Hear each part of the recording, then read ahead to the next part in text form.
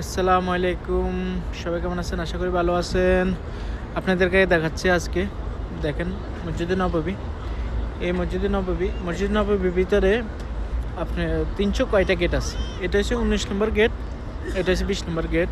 এটা আহ, এটা বরাবর করে যাব উহুদ এই পাশে আহমেদ হামজার মাজার, যাকে বলা হয় উহুদের যুদ্ধ।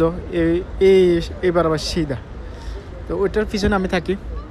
আলহামদুলিল্লাহ দেখেন মসজিদ নববীতে আসি, রাত 9:30 হয়ে যাচ্ছে, 9:13 হয়ে গেছে।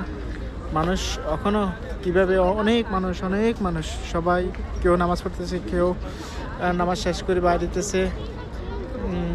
দেখেন এখনও দিনের মতন মসজিদ নববী সারা রাত এভাবে জাগ্রত থাকে। আল্লাহ রাসূল সাল্লাল্লাহু আলাইহি সাল্লামের মহব্বতে সবাই এখানে হাজির হয়ে গেছে। সামনে রমাদান আসতেছে, রমাদানে তো আরও প্রচুর মানুষ আসবে সারা পৃথিবী থেকে। মহব্বতের আহলে সুন্নাতের জামাতের যারা